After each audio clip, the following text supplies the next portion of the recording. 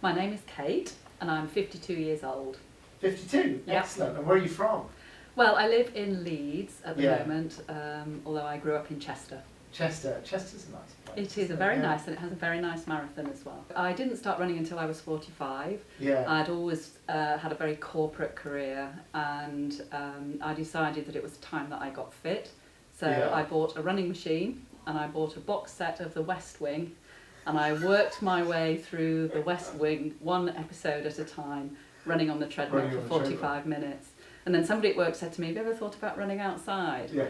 And I thought, well, why would I want to do that? But anyway, I gave it a go, and I ran a mile outside, and I was so stiff the next day that I couldn't bend over to put my socks on. Oh, Anyway, no. I decided I was going to challenge myself to do the Leeds Abbey Dash, which is a flat Yeah. 10k race. And I did that, in just under 50 minutes, and I was so pleased and I was so surprised that I Yeah. managed to do that. Anyway, so I kind of went from there really, and I went from 10Ks to half marathons, always swore I'd never run a marathon. And then the first marathon I ever ran was the Bray Windermere Marathon, and that was in May When was 2012. Oh, right. And okay. I loved it. I Yeah. absolutely loved it. I loved everything about it. I loved the beautiful surroundings. I loved the camaraderie of the runners. I loved the drummers at the start. Yeah. And it was else. such an uplifting experience for me. And of course, as I was preparing for my first marathon, I found out about the 10 in 10. Yeah. And I was really intrigued by them and looked at all the blogs and everything. So it kind of went from there, really. Oh, and your other question was how many marathons have I run? As of today, I've run 10 marathons. So 10 marathons. And why have you decided to then suddenly do the 10 in 10, in other words, double the number of marathons in 10 days? I suppose a number of reasons. I first obviously found out about the 10 in 10ers when I signed up to do the Yeah. Bray Windermere Marathon myself. And I never thought in a million years that a middle-aged woman like me could ever even run one marathon, let alone do 10 in 10 days. But at the same time, I discovered that someone who'd been my tutor when I was training to be an accountant when I was in my 20s, a guy called Chris Heaton, had done a 10 in 10. Yes. And then he went on to do 30 in 30. Yes. And when he did 30 in 30 last year, I was honoured to kind of help support his fundraising, and I actually ran one of the marathons with him. I ran marathon number 9 with him, which was again such a massively inspiring and uplifting experience for me. And it just kind of sowed a seed in mind. And one of the women who completed the 10 in 10 in May 2012, which is when I did the one marathon, was Diane Shaw. Yes. And Diane Shaw is from Leeds, where I'm from, and she's exactly the same age as me. And I just thought, if she can do it, and I was so inspired by seeing the 10 in 10ers and by seeing Chris do 30 in 30. Yeah. So I sent Chris an email and I said, am I smoking dope? And we had a chat, and I said, could someone like me seriously think about doing the 10 in 10? And he said yes. Yeah. So here I am, signed up to do the 10 in 10. Oh, what a wonderful story. And have you met Diane? Yes. So what Diana, did you say to her when you first met her? she knows that she's one of the people who inspired me to do the 10 in 10. Bluebell power, Diane. She is, Yeah. I mean, Diane is just such a fabulous person. I mean, all Yeah. the 10 in 10ers are fabulous people in different ways. But because Diane is like me and Yeah. she did it, Yeah, there's I an could, empathy there, I really felt, her advice has really helped me because it's very sensible, and it's advice of one 52-year-old lady to another. Yeah. I mean, there's some wonderful 10 in 10 runners, but there's no point in someone like Adam giving me advice because he's half my age and twice as fast as me. Yes. But and he floats. yeah, quite. He just floats. So yeah. so here I am at the start of 2015.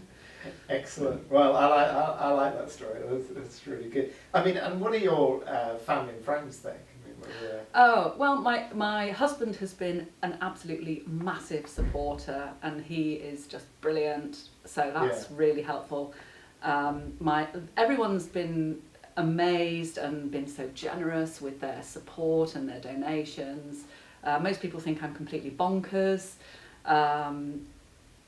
Most people have been kind enough to say they think I've got the grit and determination to get over the line, even if I have to go over on my hands and knees, which Yeah. I'm determined to do. So yeah, it has already, even in the last 6 months since I got the phone call from Ali, it's already been life-changing for me in a really positive way. It's been such a positive focus for me, both the fundraising for such a fabulous charity and the kind of, oh my God, I've got to get out there and run and get myself fit and actually be capable of doing 10 marathons in 10 days. Yeah, I mean, you're clearly enjoying it. I love everything about it. I feel so motivated. It's been wonderful meeting the other 10 in 10ers, both the new ones and the ones who've done it before. And there's a nice mix of that, it's lovely, it's absolutely lovely, and everyone's so encouraging and so supportive. And what's lovely about the 10 in 10 is we're not kind of competing against each other, we're working together to complete. Yeah, it's very supportive. It's very, very, very supportive, And then, I mean, just talking a little bit about the Brave Day course, I mean, what is it about the Brave Day course that resonates with you? Well, I think the main thing is that my husband and I have never had children, and I come from a wonderful family. My mum sadly died a few years ago. My dad's still around, and I have a brother and sister, and my brother has 2 children. So my family were always wonderful and loving and supportive, and we all got a good education, and we've all been very happy and had a very stable family life. My husband and I have never had children, and I kind of feel like I want to give young people who don't have the advantages that I've had, the opportunities that Brave A can absolutely give to them. So this is a great way for me to be able to help them indirectly by raising funds. Yeah, absolutely.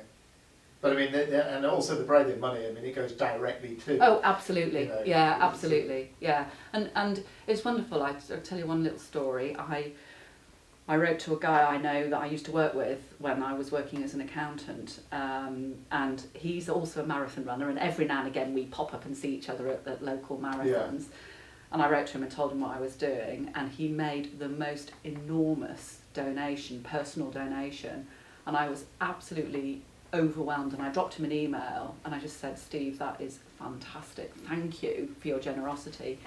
And he's my age, so early 50s, and he said, when I was 18, I went on one of the courses at Brave A. He said, it's a wonderful cause, and that's why I want to donate, because it's so worthwhile. And that was really moving for me. What about training? How's the training gone? Well, the training since I got the call from Ali, the training had been going brilliantly, and I had my best year ever. I ran over 2,000 miles last year. I did 4 marathons in 4 weeks. I PB'd twice. I did my best time ever at Chester, and the course in Chester goes straight past my dad's front door. And as I mentioned, my dad's on his own now, but he was out there cheering me on as I ran past, and it was absolutely wonderful.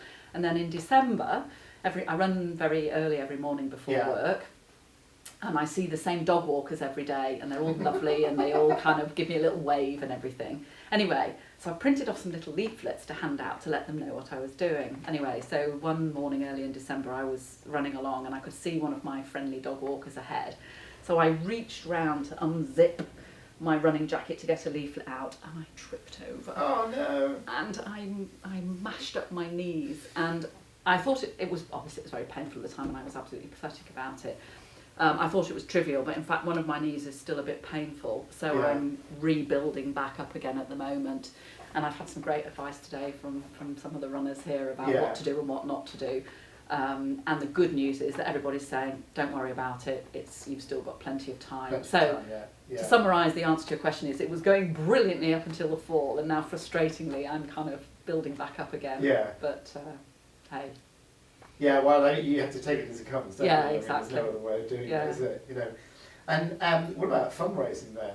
Well, because you said something about reaching your target, but your target was pretty high one, wasn't it? Well, when I first when I first got accepted to do the 10 in 10, I had no idea at all how much I might be able to raise. I've been involved with some fundraising at work, where we'd set ourselves a target, which I led, where we'd set ourselves a target of 2,500 and actually raised 5.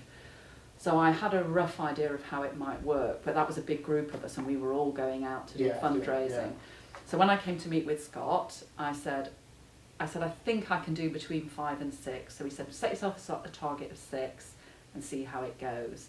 Anyway, as of today, I'm at 10,000, Yeah. and I've set myself a target of 15.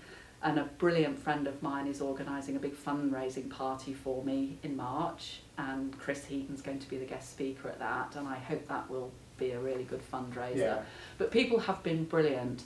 Why do you think that is? I think it's partly because they're absolutely gobsmacked that this middle-aged woman is going to try and run 10 marathons in 10 days, and that's completely bonkers. Yeah. I think they... And they're right. And they're right, of course. I think they really get what a good cause the Brave Aid Trust is.